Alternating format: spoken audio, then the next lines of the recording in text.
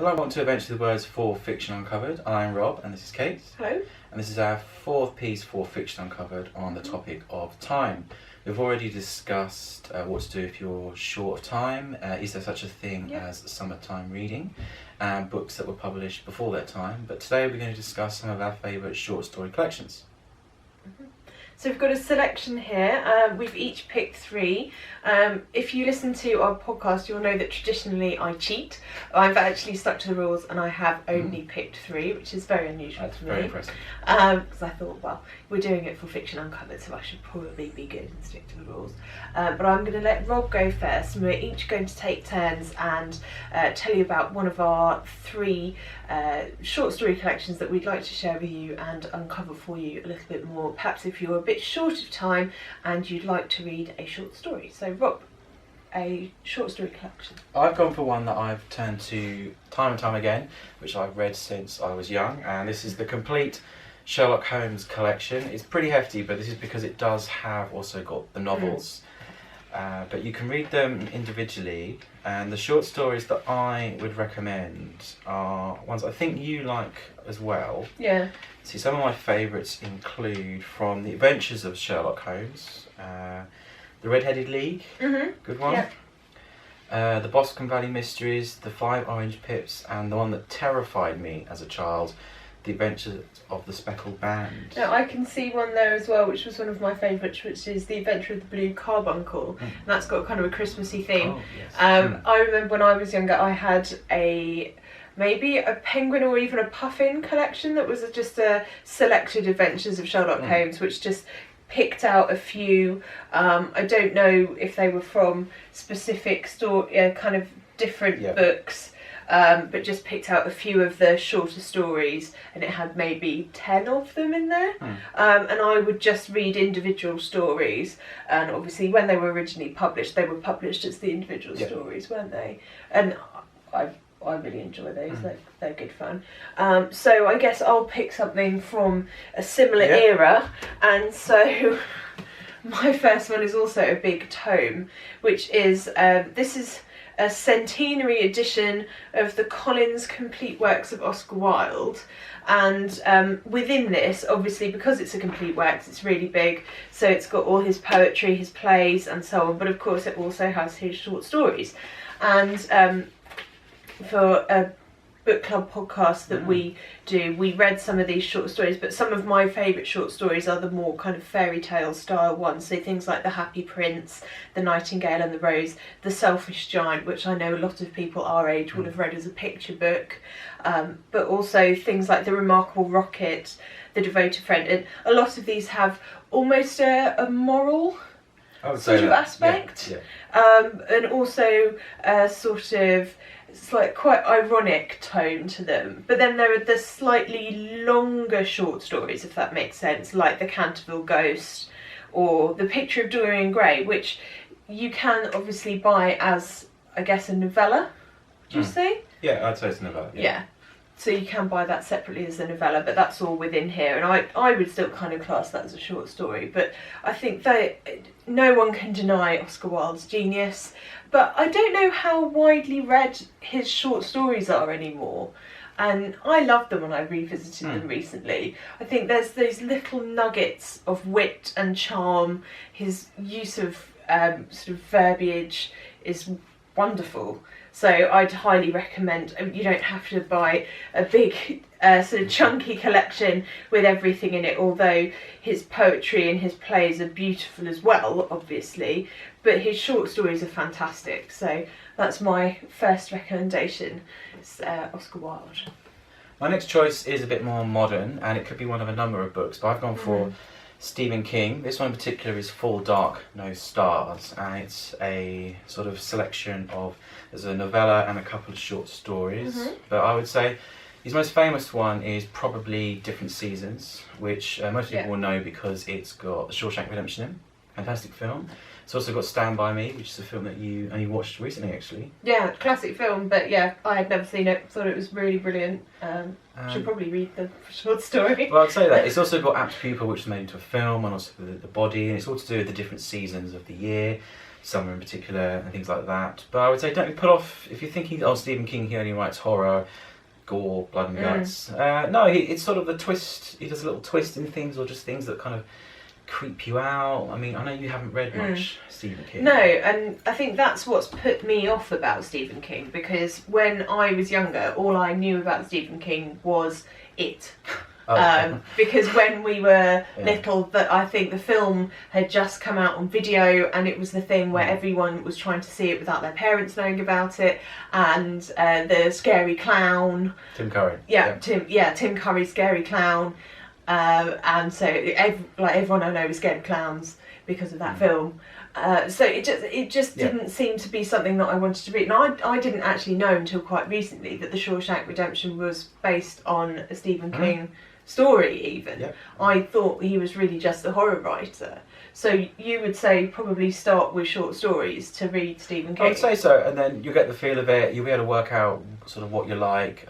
He's got a new short story collection coming out in the autumn, I believe, which I'm really looking forward to.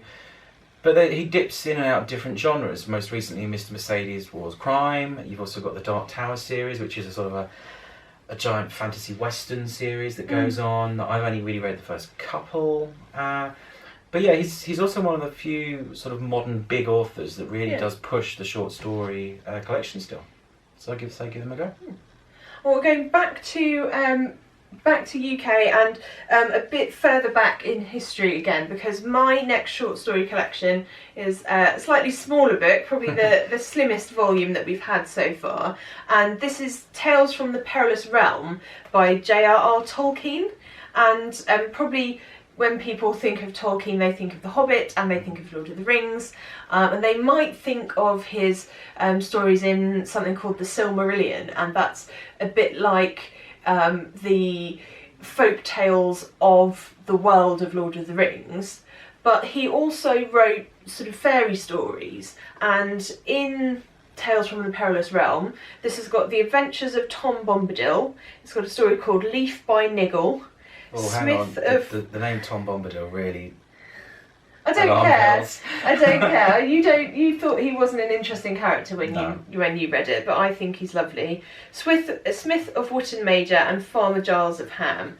So these are 4 stories which Tolkien wrote. They're more like sort of very traditional English folk tales. They're not fairy tales as such, I wouldn't say, but kind of traditional English folk tales. And I don't think very many people actually read these anymore, because everyone knows of Lord of the Rings and The Hobbit. People probably mainly just watch the films and don't necessarily read the books as much anymore.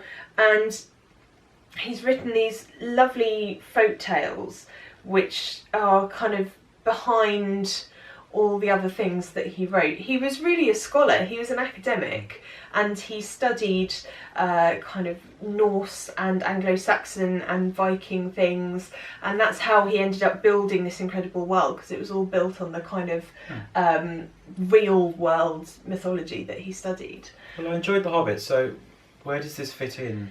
So chronologically, this isn't in that world. I mean, the story, right. The Adventures of Tom Bombadil, he's in that world, but the other stories are not part of Lord of the Rings. They're separate folk tales. So this isn't necessarily linked. You don't have to read Lord of the Rings to read these. The first thing in here starts, fairy is a perilous land, and in it are pitfalls for the unwary and dungeons for the overbold.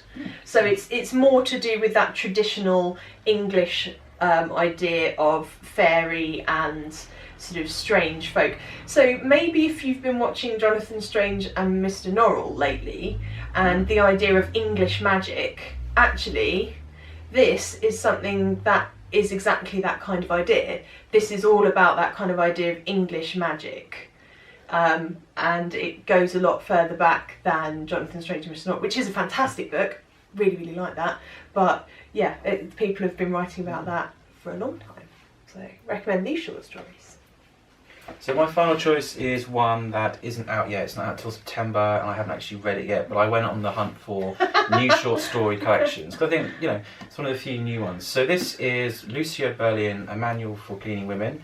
It's out on the 10th of September. Now, Lucia passed away in 2004, but she was very prolific through the 60s, 70s and 80s. And this in particular here, which is by Picador, has got 43 of what they're calling her finest. So there's obviously more than 43. It's said to be very witty, very funny, very clever. Lots to do with sort of friendship, and I'm looking forward to this. Some of these are incredibly short; they're only about 4 or 5 pages long. And when you think about it, trying to do a short story in only like 4 or 5 pages is really hard. It's very difficult. You have to get the reader invested in it very, very quickly. Yeah. So I'm looking forward to this one. So I'm next on my TBR pile. It is, once again, Lucia Berlin, Selected Stories, A Manual for Cleaning Women, and it's out on the 10th of September here in the UK from Picador. And my final choice was published as a novel, but is written as 4 stories which interweave. And it does say that it says there are 4 quarters to this novel. They can be read in any story and any order, and the story will work. They're assembled here in one of 24 possible combinations. And I thought that was really interesting when I read it. I read the stories in the order that they're printed in the book. But having read them in that order, I do think you could read them in a different order and it would give you a different impression, and I think that would be a really interesting experiment to do. The book that I'm talking about is The Ghosts of Heaven by Marcus Sedgwick, which is a really beautiful book. That is stunning. It's got this amazing spiral kind of helix design on the cover, which goes back round onto the back cover as well. If I fold that out, you can see that it goes right across the dust jacket as well, and then it actually has blue sprayed edges on the hardback as well. If you're lucky, you might be able to find an edition like this in the shop still. But this was up for the recent Young Adult Book Prize, but when I read it, I felt that this was probably one of the most original, interesting science fiction books that I've read in a long time. It plays a lot with the way that time works and the way that we perceive, the way that culture develops. You've got 4 different time periods in the book, and it's to do with how people are linked together through different time periods and across different sort of spaces. The way that people have a kind of cultural link with each other and you don't even know it. So there are certain things about the way people think that we just have in common and we don't necessarily realise, that are just part of being human. Which is really interesting. And also, as it goes kind of into the more technologically advanced section, it's also how we communicate that into the things that we build, which was really interesting. It also looks at how we treat people who we perceive as other to ourselves. There's a lot about them and us. So there's a section with different sort of primeval tribes. There's a section where there's kind of witchcraft suspected. There's a section with a madhouse as well, which is really, really interesting. And there's these sort of spirals which are a linking theme throughout. And I think it's really fascinating. You could read each story individually and they would work as individual stories. I was going to ask you that. Yeah. You've read them all now. Yeah. Do you think you can read them in any order? I think you can read them in any order, yeah. I read them in one certain order, but I think you could read them in any order. I would actually quite like to read them in reverse. Because I read them kind of oldest time period to newest. Oh, right, okay, yeah. But I would quite like to now try reading it with the most modern, going back in history to the oldest one, because I think you would notice different nuances.